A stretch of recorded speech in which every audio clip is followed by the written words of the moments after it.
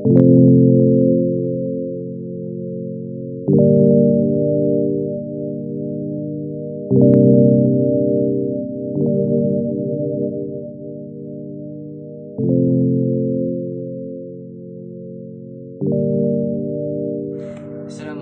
and hi.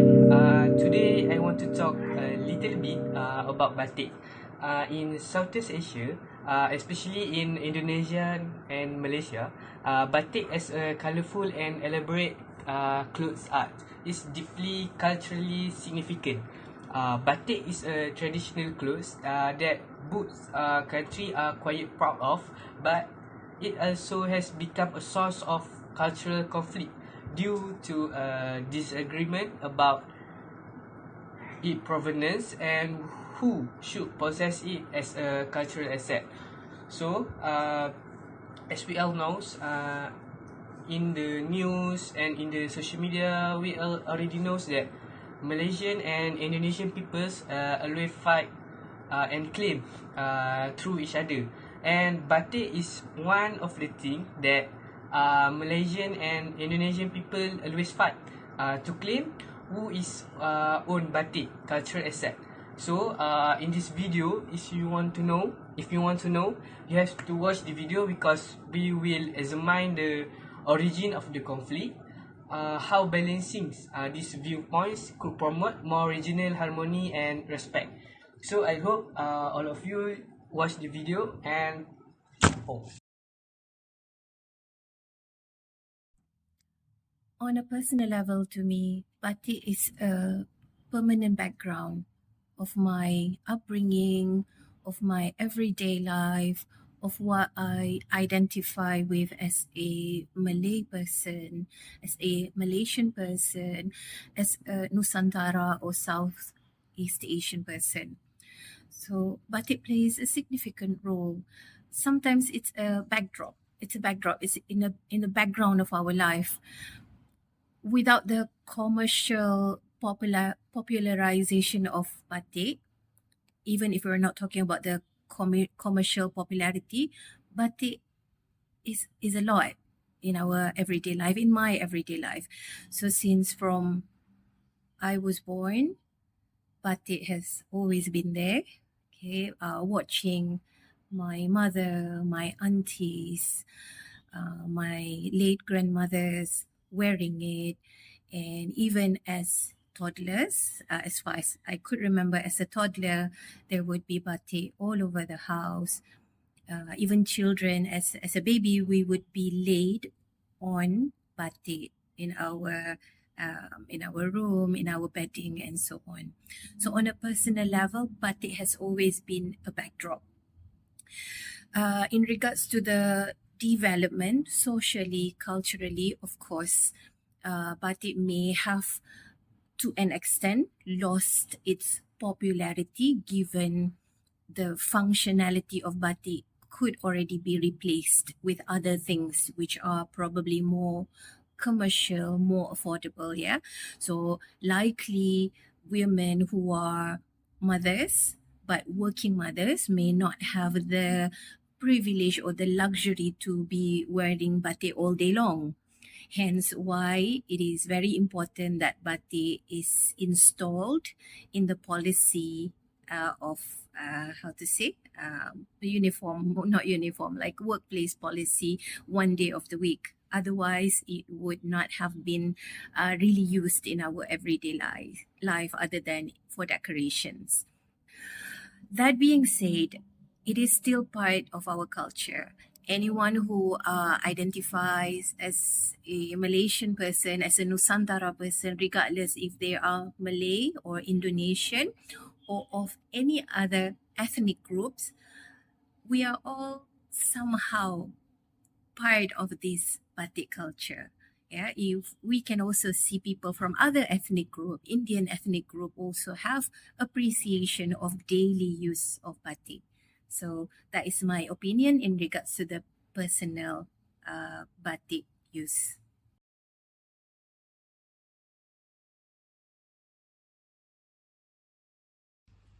So we are here to discuss about how the batik had the about the dispute between Indonesia and Malaysia. About So that's Batik the culture. that's the basic topic of us. Okay. So, as we are the outcomers and we are not as a persons from Indonesia or Malaysia, Yes. we have done a field work. We have been interviewed many, and we have collected the data about how this batik end up in both cultures. So, from that interviews, we got many perspectives from the Indonesian and from Malaysians.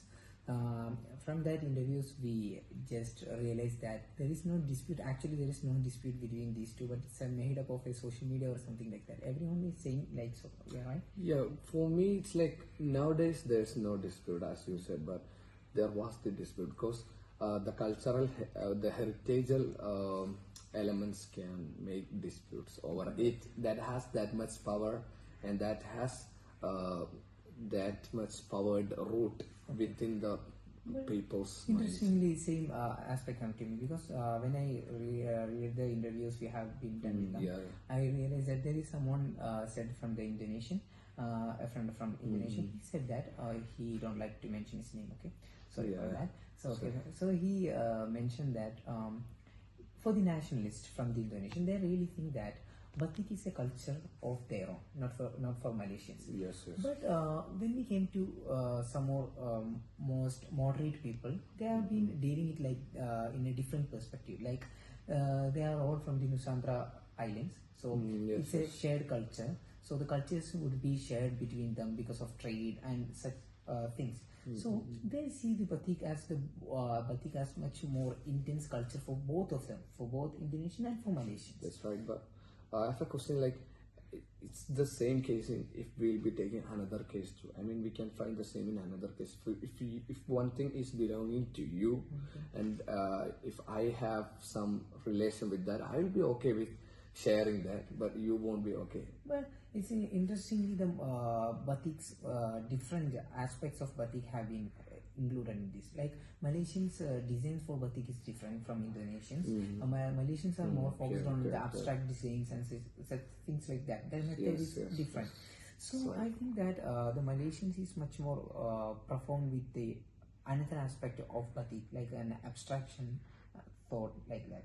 But when we come to the Indonesians, they have been more focused on colors and things like that. So both are different in the aspects of batik, but still there have been disputes conducting on the particular subject of batik. Who owns batik? Okay. So Okay. I understand that it's not owned by, it's not that much to be concerned about who owns the batik, but I understand that it's in a way that batik is for Nusantara people. Yes. Yes. I understand in that sense. So when we say as Indians, we have to say that we share the cultures of many. Like from India, we have been sharing many cultures equally, and especially from the particular part of southern India, we are from the region called Kerala. We have been sharing many cultures. Many cultures means there have been an abundance of cultures, and we have been sharing everything each other. So we don't have any problem. Yeah, we just realizing that it's a both shared culture, like Onam. Okay, you know, okay. Onam, we have been understand Onam as a culture of Kerala. Kerala, yeah. But actually it's for Hindus, right? Yes, So yes, we have been yes, sharing yes, that. yes, So yes. it's not that concern about to share these cultures. But many of the interviews said that they have been happy being the both of Malaysians and Indonesians. Yes, So yes. it's an interesting aspect, right? Yeah, they are okay, but even though they have the idea that that would be complicated to make the share, because that would be complicated. But there is also another fact I could grasp from their words. Like in recent scenario, there was something that could accepted as a shared one from Singaporeans, from Malaysians, and some people like that. There was some so. I put this example in front of them.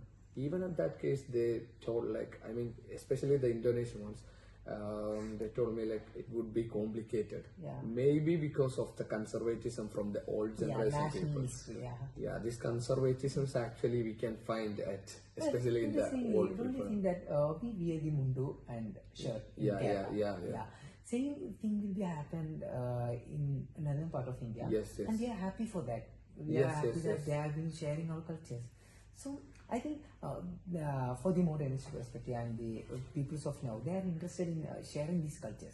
So we can see in that perspective. It will be much more interesting if they share these cultures more than facing it as a dispute. So when we asked someone, they said that there is no dispute between us. It's a made up of social media, and that's made me really interesting. That it's a propaganda of West, like. All the time, West have been trying to make these disputes between maybe at the past times it was because of the influence of West, and now, as you said, it's not.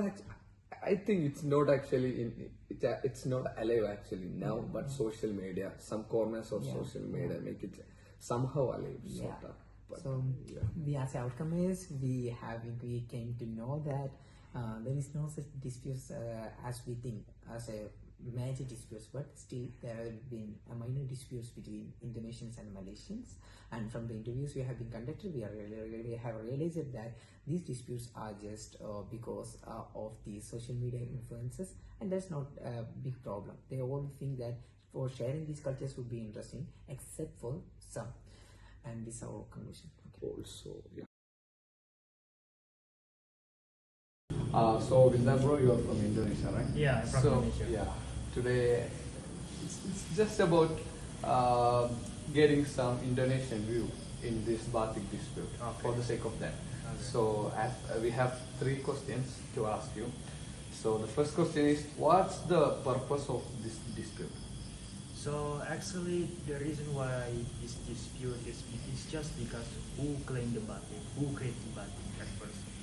But because of me as an Indonesian and Malaysia have same history, same culture, and they think that Indonesia and Malaysia are the same. Okay.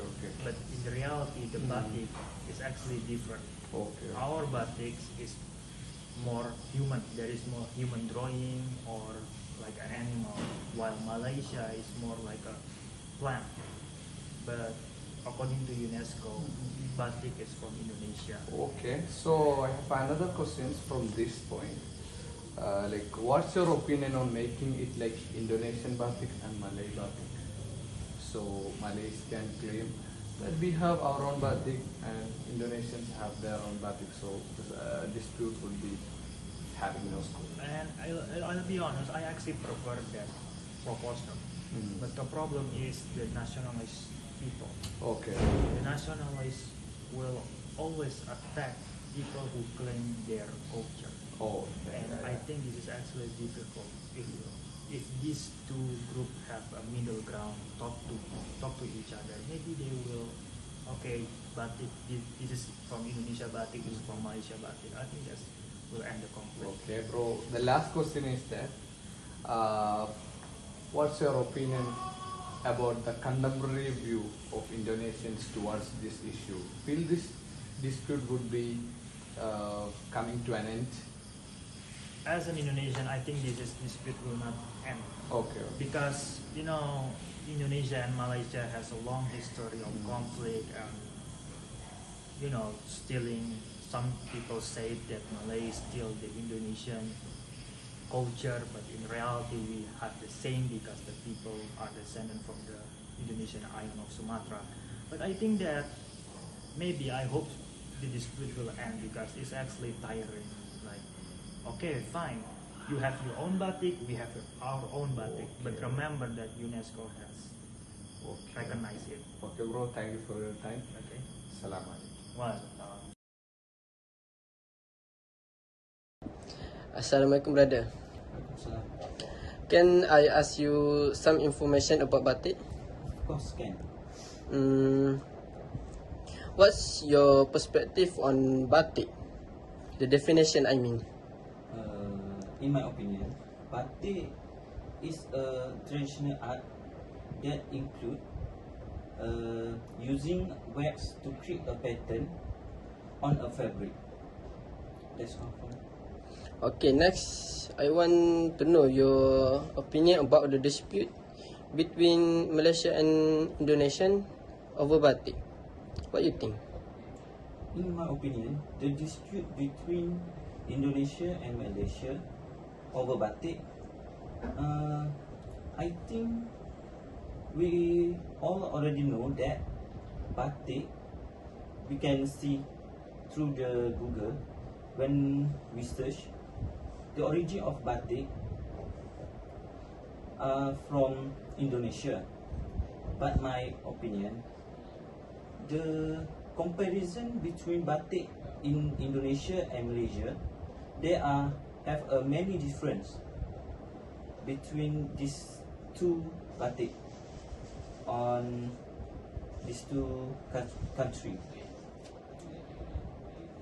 But for me, the batik are origin from Malaysia. It is because it is cultural heritage from Malaysia over the years ago. But for me, we cannot deny that Indonesia already have the batik before we have a batik in Malaysia.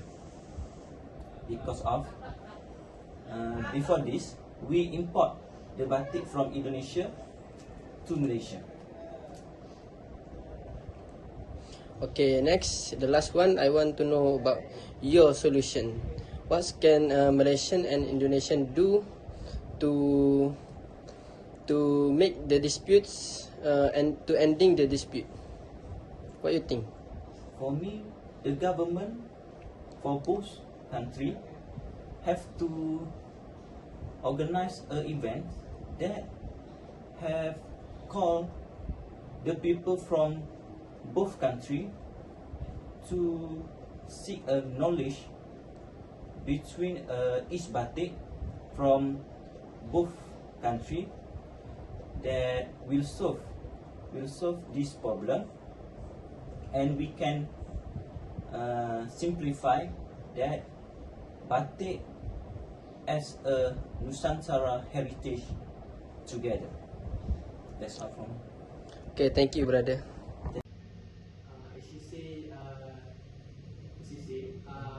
Malaysia has their own preference but Indonesia has their own preference. Do you think is there any potential for collaboration or unified approach for its heritage in the future? Possibility is always there, but I just don't know. I mean, I don't have any idea how to unite. For example, cooperation, I think is very possible. At least, for example, both countries can sit together to think about how to promote batik internationally, for example. Yeah, how to strengthen batik production in each country. Yeah, so to make batik to be well known, and that can be exported to other countries. Yeah. So I think this is a kind of a cooperation that can be done. Maybe or some other thing can also be done with regards to this.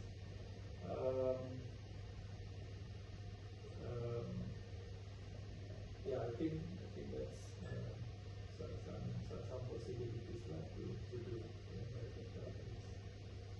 From my last question, on the personal level, what does batik mean to you?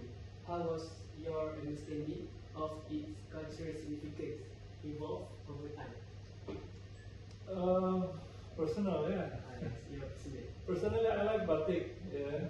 So I know that in Indonesia, also in Malaysia, I heard that for government institution, for example, it is compulsory to wear batik in certain day in a week. Yeah. But for me, even without that, it is something to be proud. Actually, it's very nice dress, right? Yeah, but it is very nice. Make our appearance very good, actually. So this is something to be proud of, actually. Yeah. So this is for me. Yeah. I personally like batik. Yeah. I'm willing to wear, but usually for formal occasion, yeah, I prefer to wear batik. Yeah, like for attending example. Yeah, or sometimes seminar, yeah, certain seminar or conference, yeah, I prefer to wear batik rather than other kind of formal dress. Yeah. I think this is something to be proud of. It's very good clothes, yeah, and very strong cultural background and history as well. I think that's all my interview. Thank you, Dr. Thank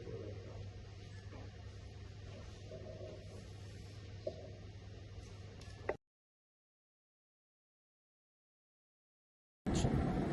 Assalamualaikum warahmatullahi wabarakatuh. I'm here to talk about the conclusion between the batik dispute between Malaysia and Indonesia. As we know that the both countries have claiming that who owns the batik, the cultural heritage of batik. I know that the batik is very important to both nation, and this disagreement comes from batik, from the pride in their tradition. However, both countries contribute unique style to batik, making it and share it for the Southeast Asia.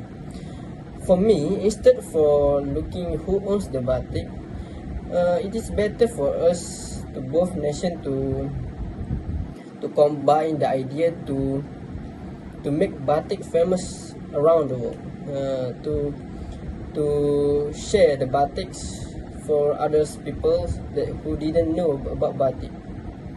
Working together, both countries can protect this cultural heritage and promote understanding, and also we can focus to promote it for future generation. We know that the future generation today didn't know a lot about batik, but we can also together to take care about the batik and promote it to other nations, and also to make future generation take care about batik very well.